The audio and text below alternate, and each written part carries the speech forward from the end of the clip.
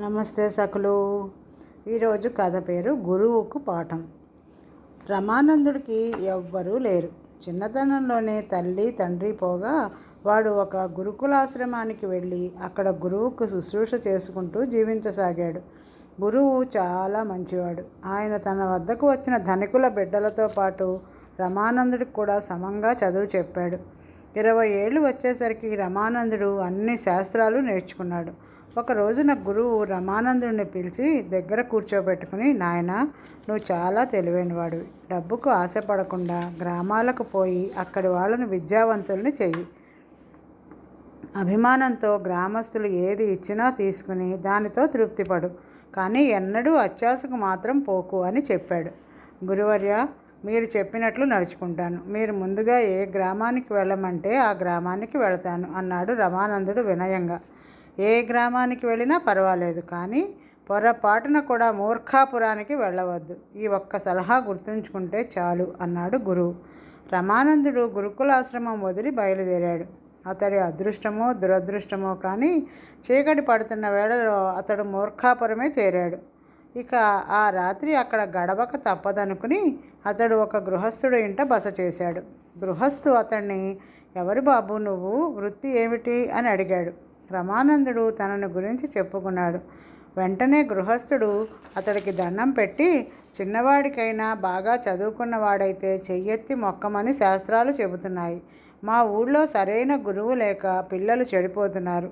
నువ్వు ఇక్కడే ఉండి మా ఊరి పిల్లలకు చదువు చెప్పాలి అన్నాడు.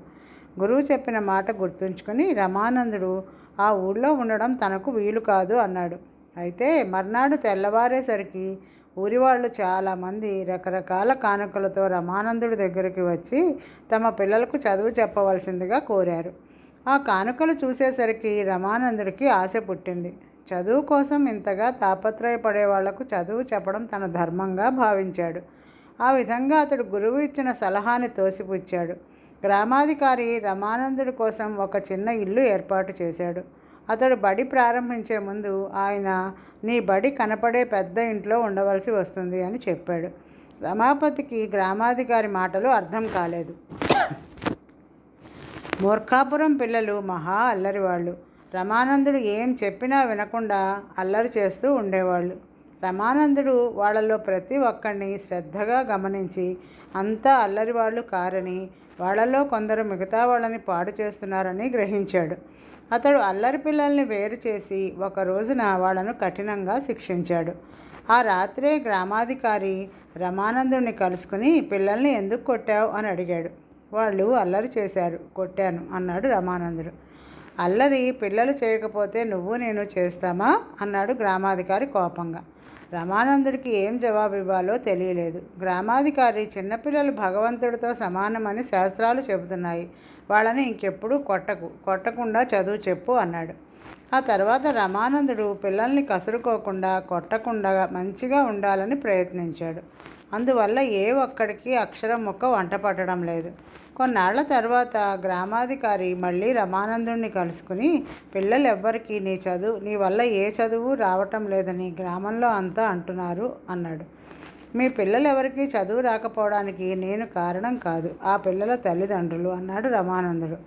అయితే ఏం చేయమంటావు అని అడిగాడు గ్రామాధికారి. గ్రామంలోని పెద్దలందరినీ ఒకచోట చేర్చండి. వాళ్ళ పిల్లలకు బాగా చదువు రావడానికి ఇంట్లో ఏం చేయాలో నేను వివరించి చెప్తాను అన్నాడు రమానందుడు. రమానందుడు కోరినట్లే పెద్దల సమావేశం ఏర్పాటైంది. పిల్లలను క్రమశిక్షణలో ఎలా పెంచాలో రమానందుడు వాళ్లకు చెప్పాడు. ఇంటి వద్ద ఎలా చదివించాలో, అవసరమైతే వాళ్ళని ఎలా శిక్షించి భయపెట్టాలో కూడా వివరించాడు. పిల్లల చదువు బుద్ధిగా చూసుకోవడం అంతా తల్లిదండ్రులు చూసుకుంటే ఇంకా బడెందుకు, గురువెందుకు అన్నాడు గ్రామాధికారి. అక్కడ చేరిన చాలామంది పెద్దలకు కూడా ఇదే సందేహం కలిగింది. రమానందుడు ఎంత వివరించినా వాళ్ళు ఇదే ప్రశ్న మళ్ళీ మళ్ళీ అడగసాగారు. రమానందుడు చేసేది లేక, నేనెంత చెప్పినా మీకు అర్థం కావటం లేదు అన్నాడు దిగులుగా. గ్రామాధికారి వెంటనే, పెద్దవాళ్ళకి మాకే అర్థమయ్యేలా చెప్పలేని వాడివి పిల్లలకేం చదువు చెప్పగలవు, నువ్వు కొన్నాళ్ళు ఆ ఇంట్లో ఉండవలసిందే అన్నాడు. ఆ పెద్దలు ఏమిటో చూడాలని రమానందుడికి కుతూహలంగానే ఉన్నది. అతడు అక్కడికి వెళ్ళి లోపలికి అడుగు పెట్టగానే బయట నుంచి గ్రామాధికారి తలుపు గొళ్ళెం పెట్టాడు. లోపల కొందరు మనుషులు ఉన్నారు. వాళ్ళలో ఒకడు రమానందుడిని చూసి, మనకు ఈరోజు మరొక కొత్త స్నేహితుడు వచ్చాడు అంటూ పెద్దగా అరిచాడు. మీరెవరు అని అడిగాడు రమానందుడు వాళ్ళను. ఈ ఊళ్ళో పిల్లలకు పాఠాలు చెప్పాలని వచ్చి భంగపడిన వాళ్ళం. ఈ కారాగారానికి రోజు కొందరు పిల్లలు వచ్చి గురువులంటే ఎలా ఉండాలో మనకు పాఠాలు చెబుతారు. వాళ్ళ వెంట మెరికల్లాంటి 4 వస్తాదులు ఉంటారు అన్నాడు వాళ్ళలో ఒకడు. గురువుగారి మాట విననందుకు తనకు తగిన శిక్షే పడింది అనుకున్నాడు రమానందుడు. ఇప్పుడు అంతా కలిసి బయటపడే మార్గం చూడాలి. మొత్తం 10 మంది ఉన్నారు అక్కడ. మర్నాడు అక్కడ గురువులందరికీ పాఠాలు చెప్పడానికి పిల్లలు వచ్చారు. రమానందుడు వాళ్లతో, మీరంతా ఎంతో అదృష్టవంతులు. ఏ శ్రమ లేకుండా 1 గంటలో సకల శాస్త్రాలు నేర్చుకునే అవకాశం ఉన్నది అన్నాడు. ఎలాగో చెప్పండి అన్నాడు ఒక పిల్లవాడు. ఇంతమంది గురువులం ఏకకంఠంగా సరస్వతీ నామస్తోత్రం చేస్తే దేవి ప్రసన్నురాలై చుట్టుపక్కల ఉన్న జనానికి విద్యాదానం చేస్తుంది అన్నాడు రమానందుడు. పిల్లలంతా వెళ్ళి ఈ సంగతి గ్రామంలోని పెద్దలకు చెప్పారు. కొద్దిసేపట్లో పెద్దింటి ప్రాంతమంతా జనంతో కిటకిటలాడిపోయింది.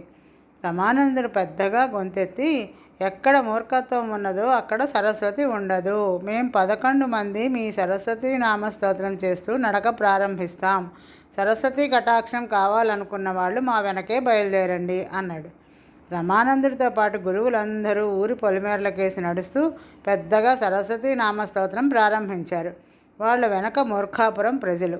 ఊరి పొలిమేరలు దాటగానే రమానందుడు వాళ్లతో, సరస్వతీదేవి మమ్మల్ని వేగంగా పరుగు తీయమని, మిమ్మల్ని పొలిమేర దగ్గరే ఆగిపోమని అంటోంది అని మిగతా వాళ్లతో కలిసి పారిపోయాడు. ఆ తర్వాత రమానందుడు తన విద్యను ప్రదర్శించి రాజాశ్రయం సంపాదించాడు. అతడు రాజుకు మూర్ఖాపురం ప్రజలతో తనకు కలిగిన అనుభవం చెప్పి ఆ ఊరి వాళ్లకు బలవంతంగా చదువు చెప్పించే ఏర్పాట్లు చేయించాడు. మరొక కథ. ఇంటి మర్యాద. సుశాంతుడికి తను మంచి పాటగాడినని అనుమానం. అతడు ఒక రోజున దారిన పోతున్న దానయ్యను ఆపి ఒక పాట పాడి వినిపించి, పాట ఎలా ఉన్నదయ్యా అని అడిగాడు. తమరి ముక్కు చాలా బాగున్నదండి అన్నాడు దానయ్య.